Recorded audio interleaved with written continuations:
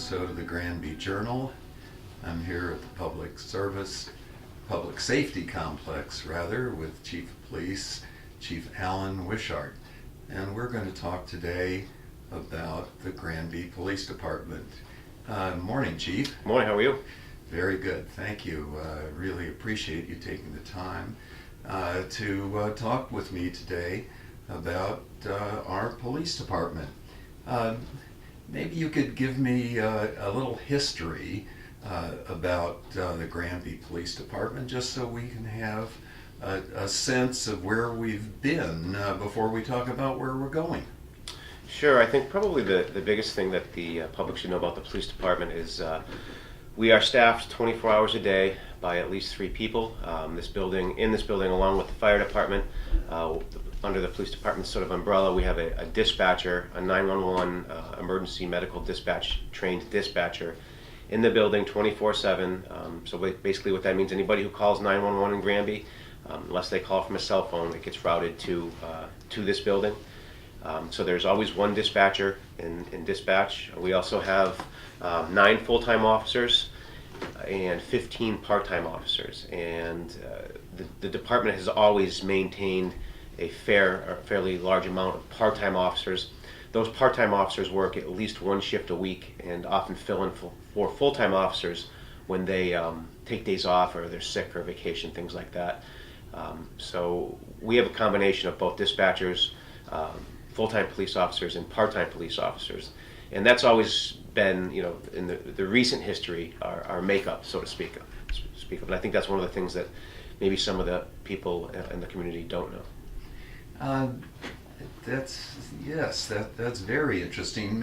Maybe you could tell us a bit about how a part-time officer is trained, or how they maintain their training, and the same for your full-time officers. How does one become a police officer in Granby, Massachusetts? Well, initially, we maintain an auxiliary police force, which is basically a volunteer organization.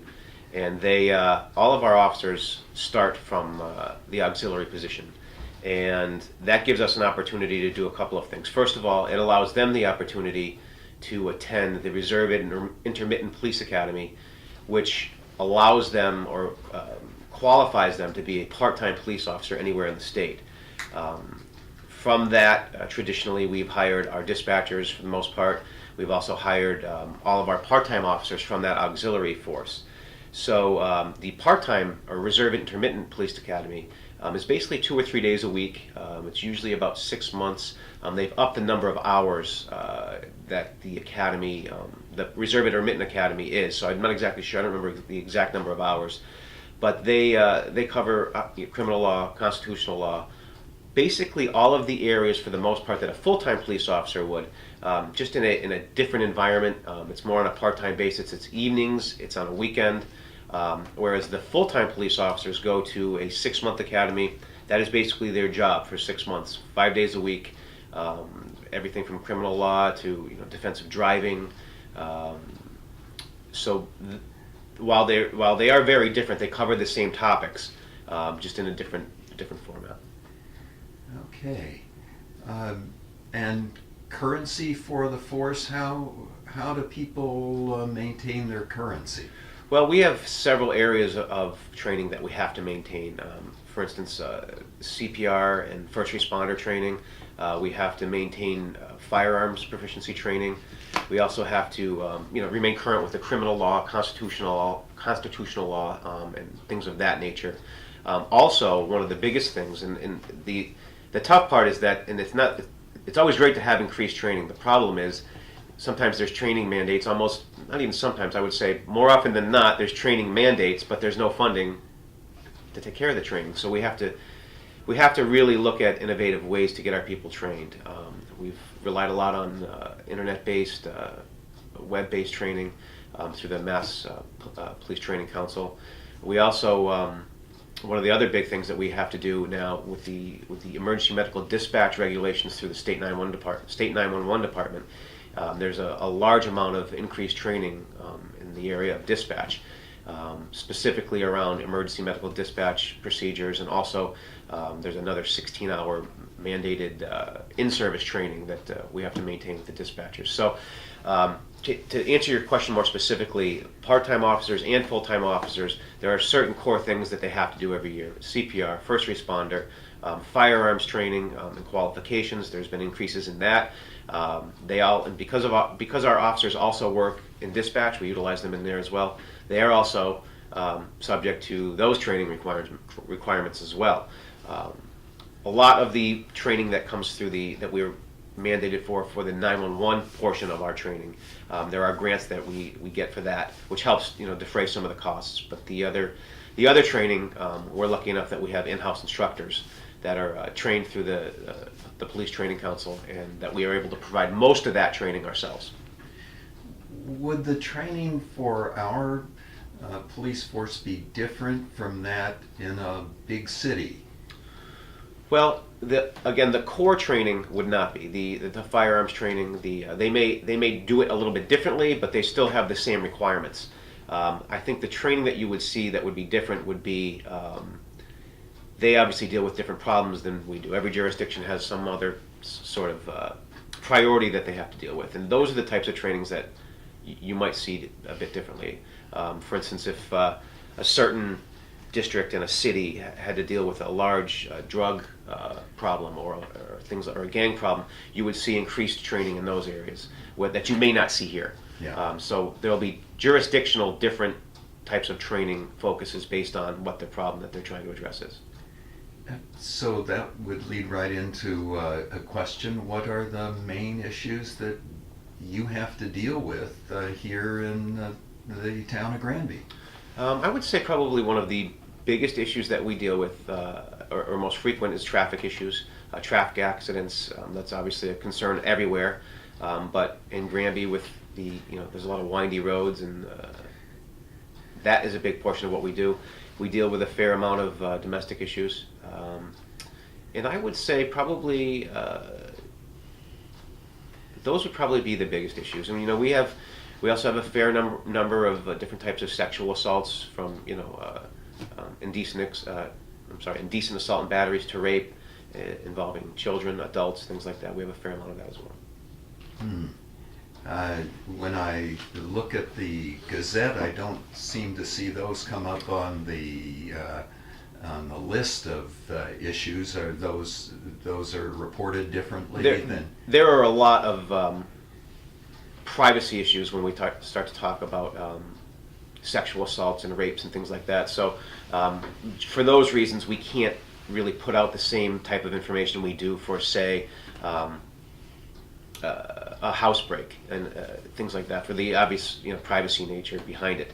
So you will not see that. You will see it in bare statistics at the end of the year. You won't see the type of detail that you will on some of the other less private crimes. What do you feel are your major challenges here in Granby, both with the police force in general and for you as the chief? I think they're both somewhat the same. I think for the police department, the biggest issue is trying to provide a service that the town needs and that they want with shrinking budgets. And that's not, we don't have the monopoly on the shrinking budget. That's every other budget in town, and residents as well. Everybody is trying to tighten their belts, and it's understandable. It just becomes very difficult when it's year after year of trying to shrink that budget.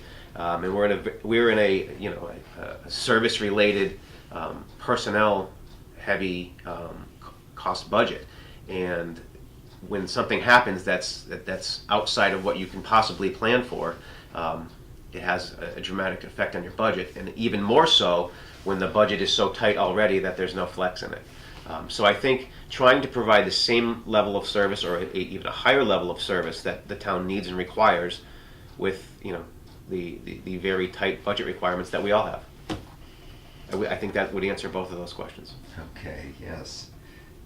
Well then, perhaps what might be misconceptions that the town folks of Granby might have about our police department? Misconceptions. Well, I think maybe one of the biggest misconceptions could possibly be, and I'm kind of taking a fair amount of assumption, is that traffic-related procedures or enforcement rather, is this just there to be a nuisance to people? And I think one of the things that people should really kind of look at when it comes to traffic-related situations is even past the traffic safety issue. A fair amount of crimes are discovered through motor vehicle stops, and more importantly, a fair amount of crimes are prevented when towns proactively provide traffic enforcement. If you were somebody who was coming to look to commit a crime, to break in someone's house, and you knew it was more likely than not that you were going to be stopped in Granby, you may move on to another town. So I think there's certainly other benefits to traffic enforcement, and I think that's probably one of the misconceptions. I think the other misconception is that law enforcement is all that we do. We do quite a bit more than that. We respond to every medical call. A lot of times we're the first ones there, only because our officers are already on the road. We respond to every fire call. We're very lucky that we have the fire department and ambulance people that we do. They're very professional, and they respond very quickly. We respond to everything like that. And furthermore, we are the only 24-hour agency in town, so we have some responsibilities for the highway department in terms of calling them out. We have responsibilities for the dog officer. We dispatch the fire department and ambulance service 24 hours a day. So all of the services, some way or another, rely on us, as do we them, which I would imagine most small agencies, small towns do the same. So those are some of the things that I would imagine the public doesn't see. And when you're the only 24-hour agency in town and you need something done in the middle of the night, the only place that you can call that someone's going to answer is the police department. So we end up taking care of a fair amount of things that I would imagine most or larger departments wouldn't take care of. And that's what we're here for, and that's what we try to do. Anytime we can accommodate somebody, we will. So that's probably another misconception. Well, that certainly anticipates another question that I would have about what you'd want the folks in Granby to take away from our interview. So I think you've preempted that very nicely. Chief, with all the stuff that's been in the news lately, this terrible tragedy down in Connecticut, how does that affect our department? How does that affect the way we think about our schools and the safety of our citizens? Well, I think first of all, the police department, its officers, its personnel, they're people first, and so there's obviously an emotional effect when something like that happens. You can't help but think about your own family, think about the kids that you're responsible for in the community, things like that. So it certainly has an effect here, and in terms of what we have done in regards to that, we have a school resource officer in the high school. He's there 5 days a week. We've also increased our presence at both the other schools as well. We meet on a regular basis with the school and the fire department to discuss security issues and safety issues and response issues. Our school resource officer works hand in hand with the schools to work on lockdown drills and things of that nature.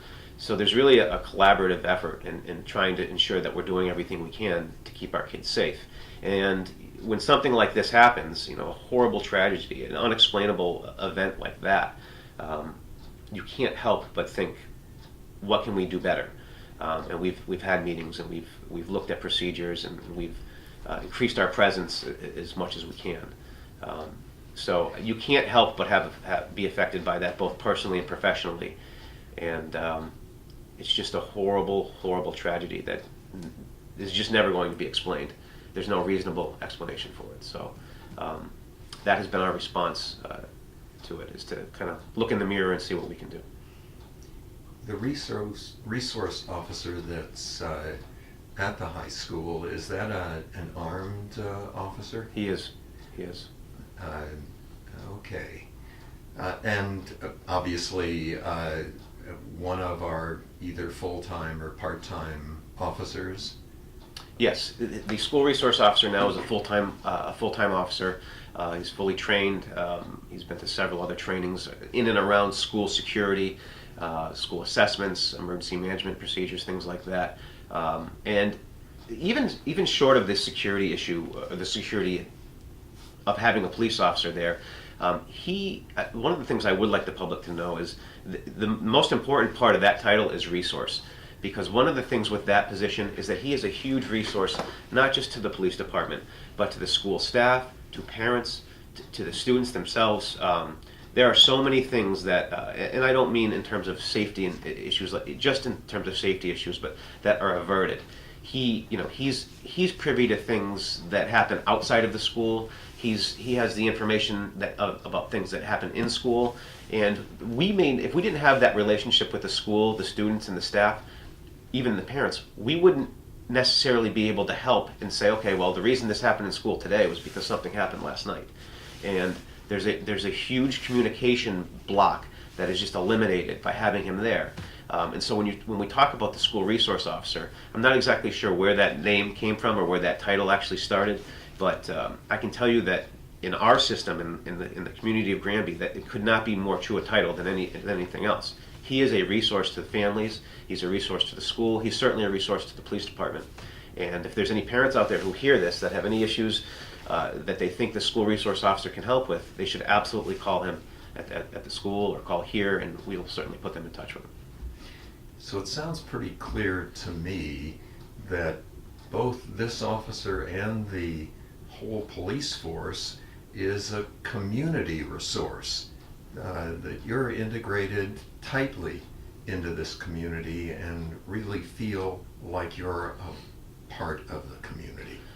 I think certainly in a small community, as I would refer to Granby, the police department has to be part of the community, not just a reflection of what we respond to, but a part of the community in so much as our families are here. We know it's a small community. People know us. There's very few people in town that I would say don't know at least one or two officers on a first name basis.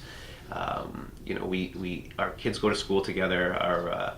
They play sports together. They're on the same committees. They have different arguments at town meeting. Difference of opinion, which is always great. But we have to be part of the community, and I think especially in a small town, the police department can't stand alone. We can do nothing by ourselves. So even when we talk about preventing crime or solving crimes, the community is the eyes and ears of the police department. We will never get anything done. We'll never be successful if we don't have the cooperation with the community. That's just the reality.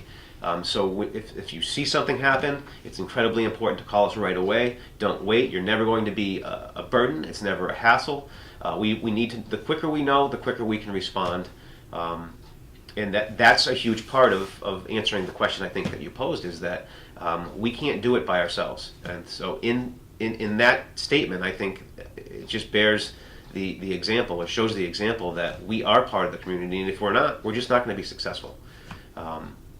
So that kind of leads me right into the two things that I was hoping to mention was, if you see a crime or you see something suspicious, trust your instincts, trust your gut. If it doesn't seem right, your neighborhood better than anybody, call, because it probably isn't right.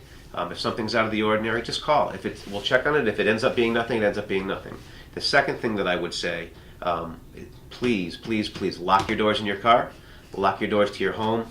And it doesn't necessarily ring true with the house, but I can say specifically that I do not remember the last time a vehicle was broken into where the doors were locked. Doesn't say that doesn't happen, but it's been a long time. Most of our vehicle breaks are vehicles that have been left open, unlocked, some with the keys in them. So we have to. That's one of the things that we can do to help protect ourselves. So. What about those folks who go into shops and leave their cars running outside? Yeah, I would not advise that. I know it's cold, especially today. I think it's somewhere in the single digits, which nobody wants to get in a warm, cold car, that is. But again, not a safe thing to do. There's obviously some idling laws as well that prevent you from idling your vehicle over believe it's 5 minutes or so. So that's a good point. Not a great thing to do, but you know, I understand that people don't want to be cold either. But don't leave your car running. Right. Chief Wishart, thanks so much for talking to us today. Maybe you and I could do one more thing afterward, and that's take a look at a cruiser, because I'd like to see all the gadgets that you have inside and understand a little bit more about them. That would be great. That would be great. We can do that, and thank you for the opportunity. It's been fun. Terrific. Thanks again. Thank you. I'm here today with Sergeant Mark Smith, who is going to demonstrate what's in one of our Granby cruisers. Hello, Sergeant Smith. Good afternoon. Hi there. Can you tell me what kind of equipment is common to a cruiser here in Granby? Well, amongst the standard stuff, I mean, obviously, like everyone knows, we have all kinds of controls. We have lights for every occasion, meaning that we got a whole switch panel here that we can do different things that we have to deal with, whether it's front lights, rear lights, all kinds of lights, turning them down, stuff like that. We have two different radios. We have our department radio that we communicate with the department, with the fire department in local areas. We also have a second radio that's in here, which is the WIMLAC radio, which gives us access to surrounding departments throughout the Commonwealth. And you have your own personal radio there. Yes, and on top of that, we have one that we carry with us when we get out of the cruiser to have the same types of communications. Right. So you can communicate with the fire department and other public service folks around the area. Yes, we can. All right. Terrific. So tell us more about some specific equipment in the cruiser. Well, the additional equipment that we have is we have up on the dashboard here, and you see this black cylinder here. We have a radar unit that we use. That's used for the obvious. We detect traffic speeds when we're doing enforcement in different locations. It gives us a confirmation, if you will, of the speed that people may be traveling at on the roadways. Okay. We use that in conjunction with us. I mean, the whole history of radar is our visual observation of what traffic is, and the radar unit itself is designed, or by nature is to confirm what we suspect as the approximate speed of vehicles. Again, this is the head that actually takes in the speed. Right here we have on the dashboard is the unit that gives us the readout of what the traffic may be traveling at. Got it.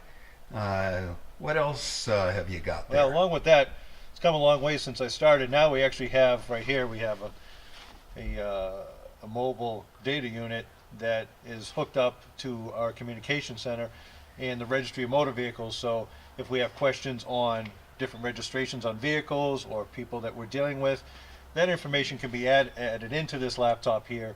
And now, instead of going through dispatch to get the information, we have an access point here of getting information immediately of who we're dealing with. This works in conjunction with dispatch. It's not going to eliminate that factor, but a lot of times when we're on the road or if we're on the side of the street monitoring traffic, what we tend to do is we'll put in motor vehicle registration numbers here, especially if they appear to be not registered any longer by the little stickers that are in the plate indicating that they should have been re-registered.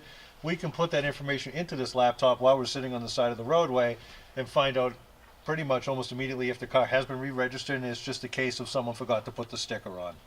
Okay.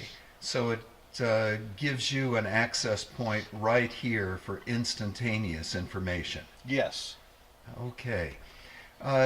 What about other things that are easily at hand for you in the front of this cruiser? Well, that's pretty much for here. Inside the cruiser here, for more of a control point, we also have, each one of the marked cruisers has a rifle that's securely mounted in the cruiser. It's locked.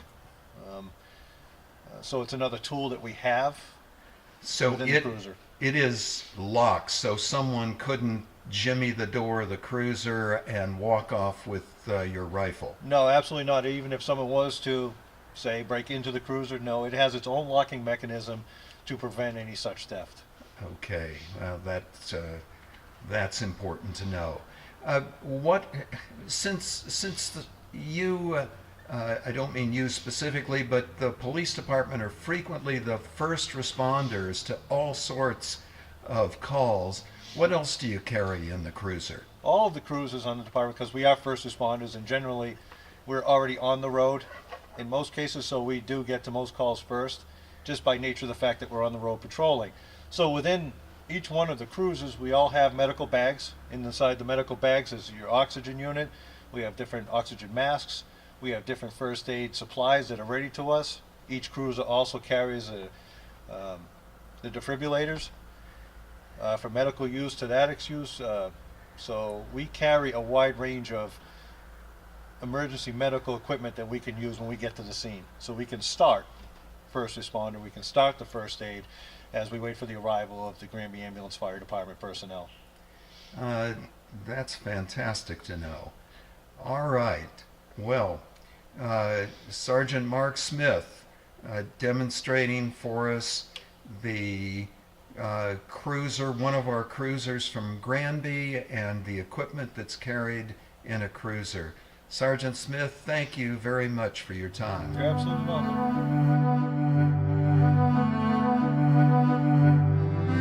We're here with our school resource officer, Officer James White, who's going to talk to us about his duties at our schools. Officer White? Morning. Good morning.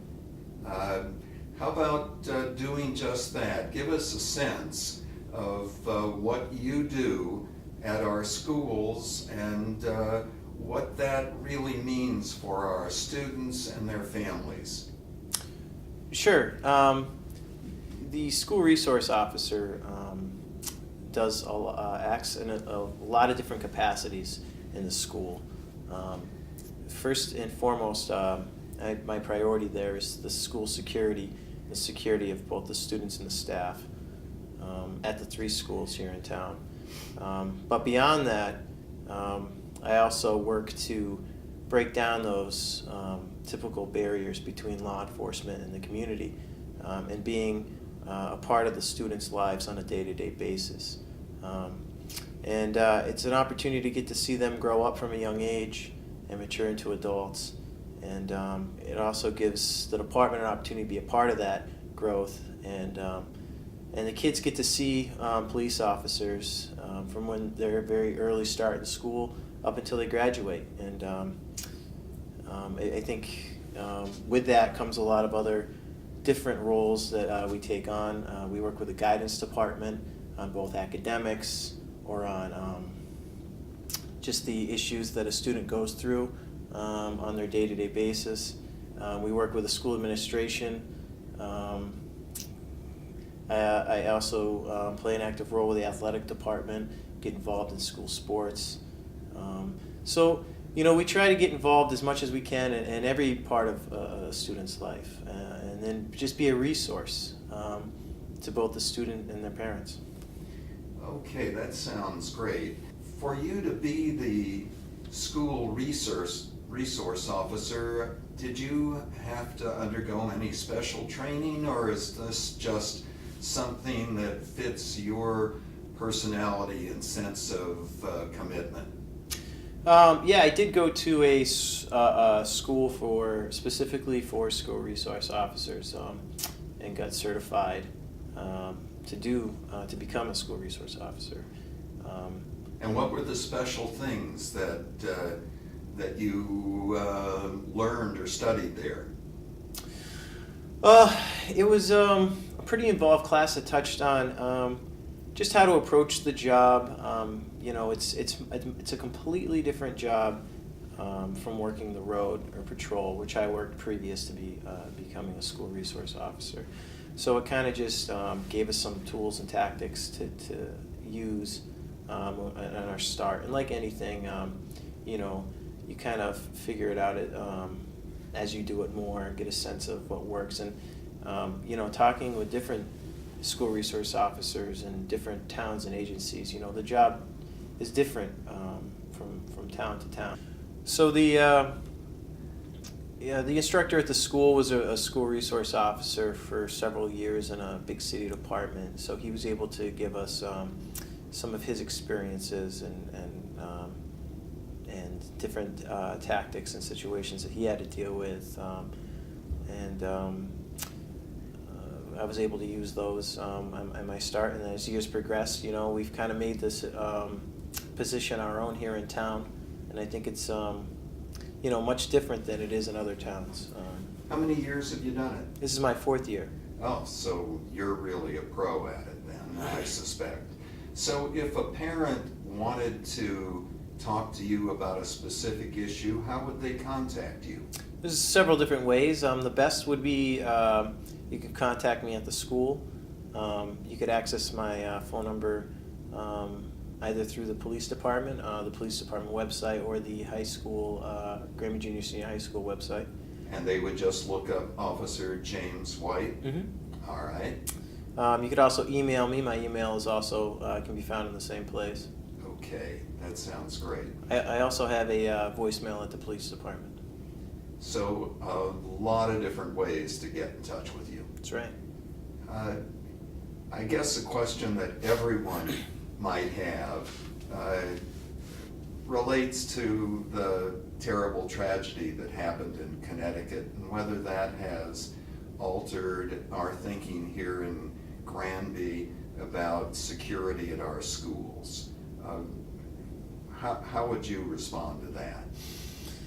It certainly brings awareness to it, but at the police department, that's something that we think about on a daily basis. I think school shootings happen and have happened, unfortunately, for years now, and certainly not at the level as they happen in Connecticut.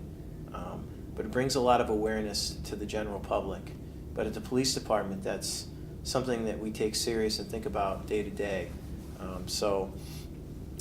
We have implemented already several different security measures that we practice and drill on a regular basis.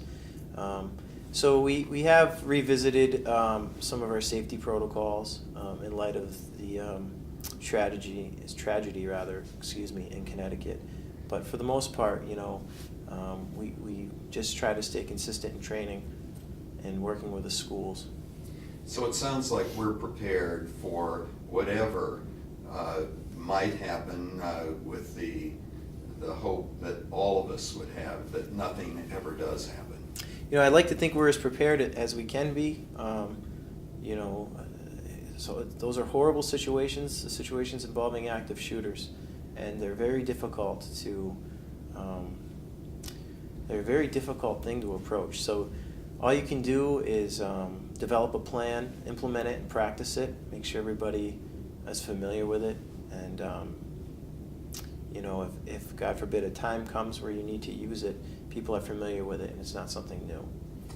Okay, we've been talking with Officer James White, our school resource officer, and Officer White, thanks so much for spending some time with us. No problem, thank you. I'm here with Chief Wishart in the dispatch room right now. Chief, walk me through it. Well, this is the area of our station where our dispatcher is manned. This dispatch center is manned 24 hours a day by a dispatcher. So when someone dials 911 from a home phone, the phone will come in. The call will come directly in here. The dispatcher will take the phone call. It'll also give us the location on a map of where that call is actually coming from. We would actually see that here. The phone call would come in, and we would see the address of the caller or the location of the caller up on the map.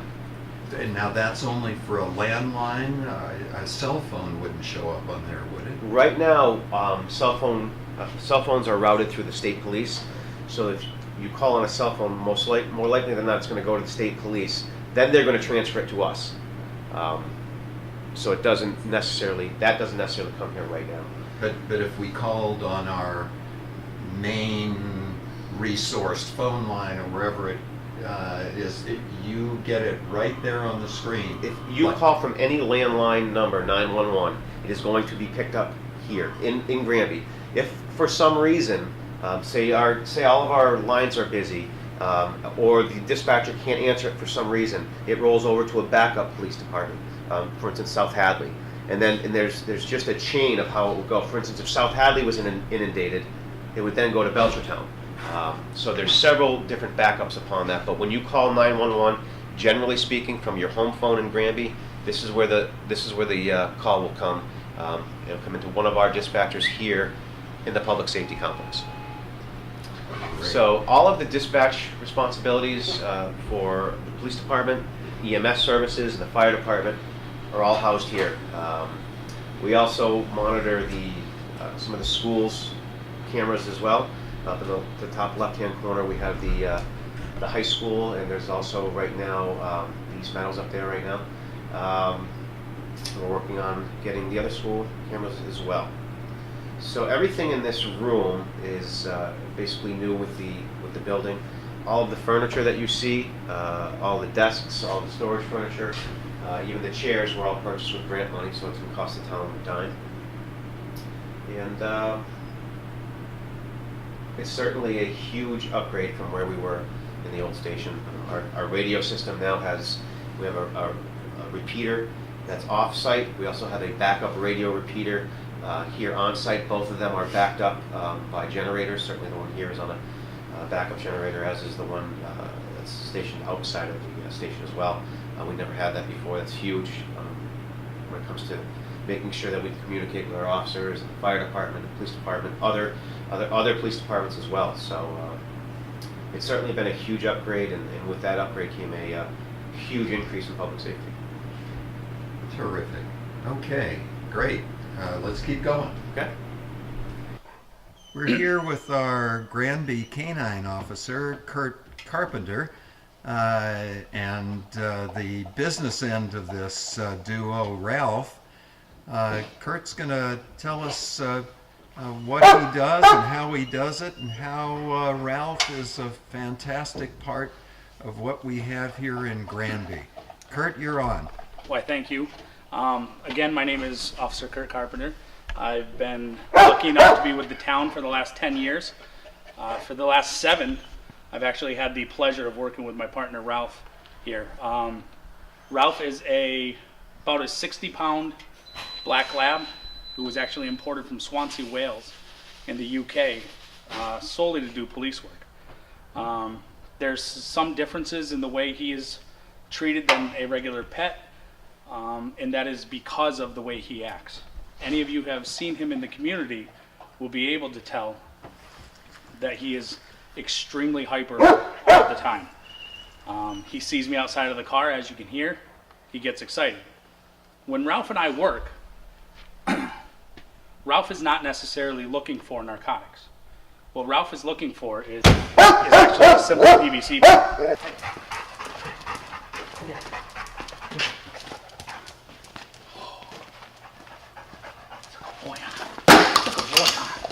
That's a good boy, huh? That's a good boy, huh? That's a good boy, huh? That's a good boy, huh?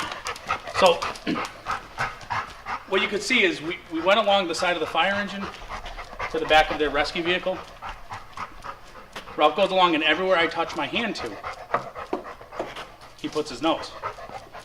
As we went to the fire truck, the rescue truck, I introduced the rear bumper of the vehicle. Ralph's nose touches it, his breathing goes silent, he begins to hop, sits down, and he will not move from that spot until he's rewarded.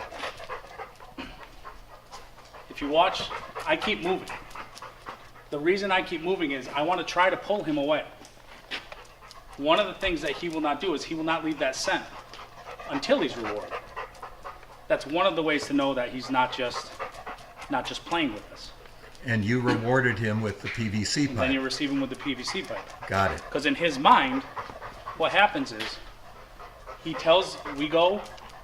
smells his pipe, he tells me where his pipe is, and then lo and behold, oh my gosh, my pipe appears. So what we actually did was we had put out, and you can see he's getting excited again, he thinks there's another pipe in here. A bag with 2 little baggies in it of marijuana. So, and you can actually watch, he doesn't know what the smell is because the game's over to him. He's not paying any attention to the bag. The game's over. He has his pipe. Now it's just time to play. You can That shows no interest in it whatsoever.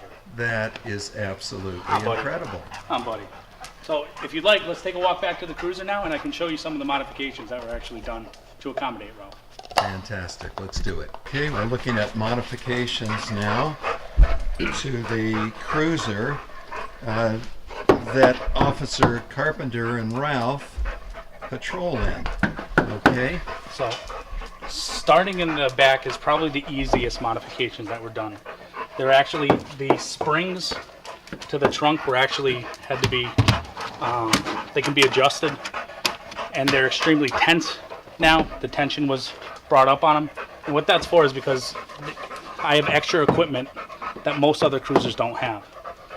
We had to have a chain link put across the top, and what that's for is it actually holds Ralph's equipment. We have his tracking harness. We actually have his bulletproof vest that we have unfortunately had to use on a couple occasions, and then spare leashes, a 50-foot tracking harness, and then what's called a traffic harness.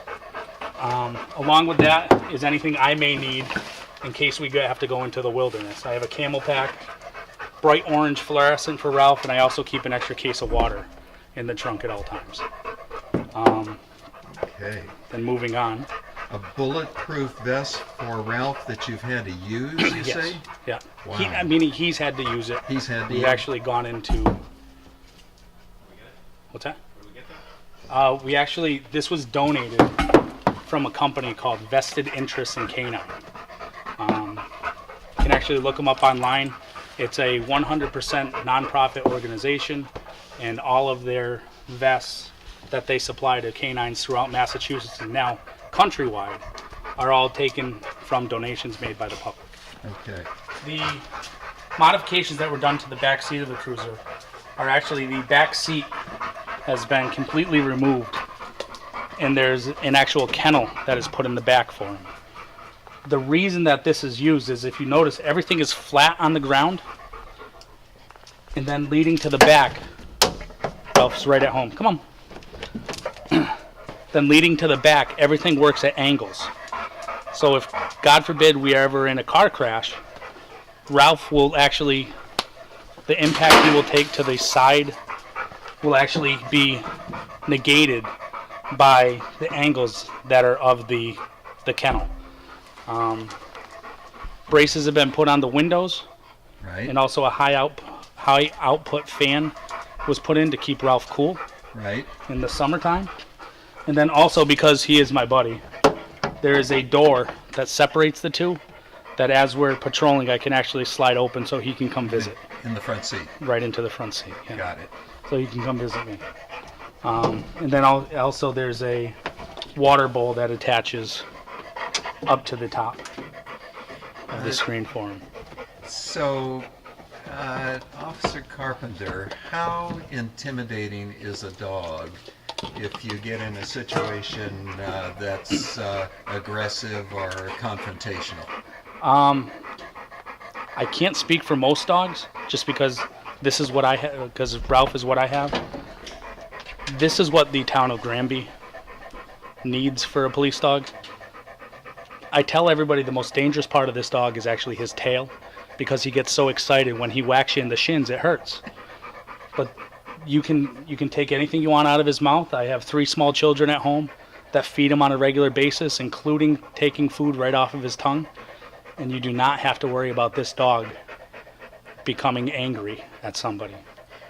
What I mean though, if you're confronting someone that you want to calm down, Yeah. How helpful is it to have a dog? Just the presence of having a dog, whether it's a 50-pound lab or whether it's a 100-pound German Shepherd, can in itself de-escalate a situation. Whether they see him or not, just the presence has the ability to de-escalate a situation. Great. Thank you very much, Ralph, and thank you, my man. You've Thank been you, bud. terrific. Thank you, bud. Yes, bud.